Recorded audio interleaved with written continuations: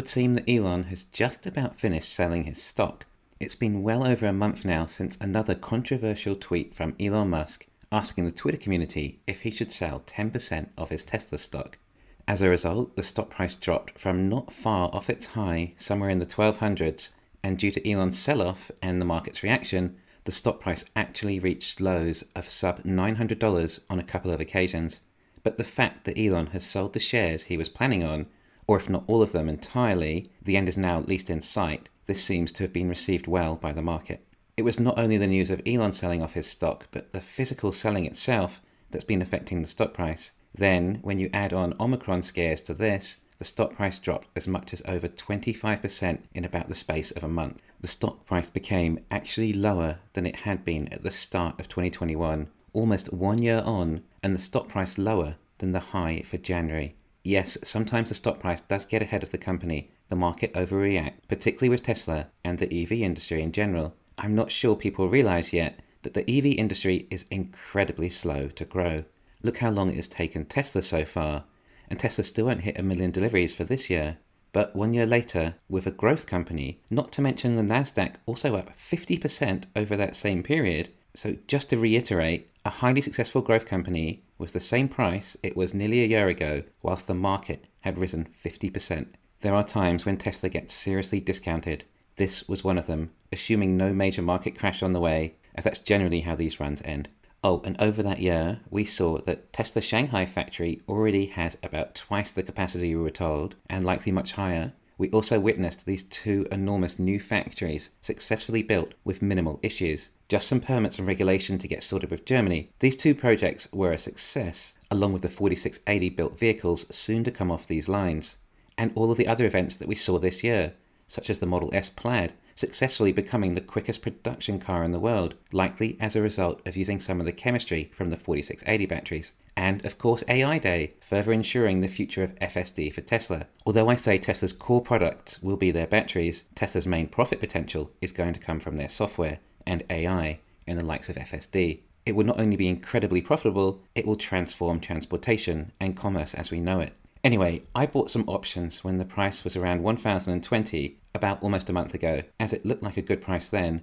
I then recently managed to magic up some more money and transferred it into my trading account. Sometimes it really does feel like I just pull money out of thin air, however way possible, so I can make sure I can get in when Tesla is really on sale. Of course, the funds took a few days to transfer, and the stock price was sub 950 now, and even dipping lower at times. I thought I was a little bit late in getting in by the time my money transferred. But Elon still wasn't finished selling either, so I put a really silly offer in for March 18, 2022 call options with a strike price of $1,000. The order executed for just $66 per share. Since I bought it 2 days in a row before Christmas, Tesla's stock price was surging. I'm already up 150% in 2 days, and I think it looks to be continuing that trajectory. I'm expecting Tesla to recover all of this week. I'm hoping to see the price hit 1100 later this week, although that would now only require a 3% gain. There is possibly a little more selling to come from Elon, but the market is possibly too strong now and should support this price level. The market just wants to know what Tesla's stock price will be once Elon is done selling, and we don't have any major macro scares. Personally, I think there is little reason for it not to return to $1,200 again. For those of you also with call options doing something similar to me, then you all seem to have options in February and March too. These options get to cover delivery numbers, earnings report, and the earnings call. The deliveries will likely be higher than expectations, and I'm expecting earnings per share to possibly be about 50% higher than the previous quarter. The earnings call is particularly important this quarter too, as Elon is back. Perhaps Elon will still be on the end of the year earnings calls from now on, as he has said he will no longer be doing the earnings calls. But in this earnings, Elon is going to give us the new roadmap to Tesla. There could be a lot of very interesting and exciting things mentioned there, along with new potential targets. Perhaps an LFP reveal, a 4680 production target, estimated capacities of the new buildings, timelines for regulation on FSD, specifications on the new 4680 Model Ys, a compact Tesla reveal, and of course an update on the Cybertruck launch. This will all hopefully give us an idea of what to expect for the year and what to anticipate in the way of these new factories. This is a big deal, as I think it needs to be explained that nothing overly dramatic might be happening for much of the first half of the year. I think this year will start with a bang. Record deliveries, record earnings, new factory opening, 4680 launch. I think all of these events occurring within close proximity to each other will maintain some good momentum in the stock price. But by about March, when these events should be wrapped up,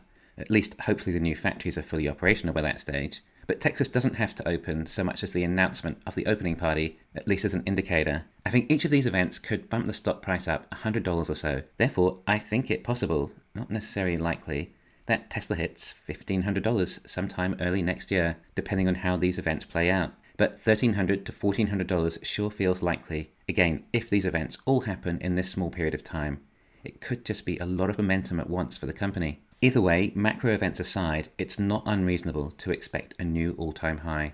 And I'm sure most of you agree with me. I put my money where my mouth is. There don't seem to be that many times the Tesla stars align like this. So I'm taking advantage of it. Of course, with options comes the tactic of selling too. It can be easy to sell too early before you doubled your money again, or hang on too long and lose half. But it currently feels like there is still more momentum left in the market for Tesla stock. Tesla owners just received a Christmas present from Tesla too. With a new operating system in the car, it's much better and gives a better idea or sense of how app-oriented it is becoming. It just helps you grasp at further paradigms of where this product is headed. I've got to say, it's so good now to be talking about Tesla as an owner too. My thoughts are though that after these major events, then we will feel a lull. There may not be much more excitement for a while whilst we see these new factories ramping up. Profit margins will be lower, profits may also be lower. Ramping speeds may not be as fast as Shanghai. There may be production line issues with the 4680s. Basically, it's going to take a while for Tesla to prove they can ramp up these new factories, and there are a lot of new variables involved, which means potential issues could arise. But at this stage, I can't see too much coming up to push the stock price. But this is Tesla, and you always want to be holding, even if the stock price might dip a little. And remember, it may only be dipping from $1,500 down to $1,200, which is still a pretty good price. There are other events that might also come up to increase confidence though. A new factory announcement would give a boost, but we've been told not to expect a new factory for some time. But this refers to a new factory location. I think Tesla would keep building new factories pretty much immediately once these current factories are completed on the existing sites. The Austin site is absolutely enormous. We're expecting the buildings to potentially increase about 5-fold still. The same is true for Berlin, an increase of about 4 times the factory size to be built over time. What is stopping Tesla building them out immediately? Well, as long as Tesla can build battery factories with them, then there isn't too much constraint to their growth. They have all the funds they need, supply chain issues likely improve soon enough, and enough construction crew as they just completed the previous buildings. So I think current factory expansion might help the stock price a little.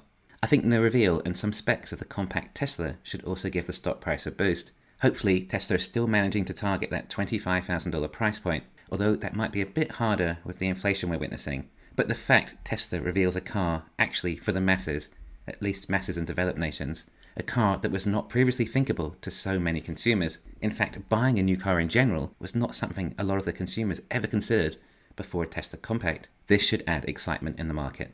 And sometime next year, I really hope Tesla give us another battery day and present their LFP batteries. Although it will likely go over the head of most investors, like the first battery day, it will be great to understand how much of a role LFP will play in Tesla's future, but it may not boost the stock price as much as it should. Tesla's 4680 battery day did very little for the stock price. I don't think it will be fully valued until the new factories ramp up and we finally see the extra profit margin 4680 batteries have generated.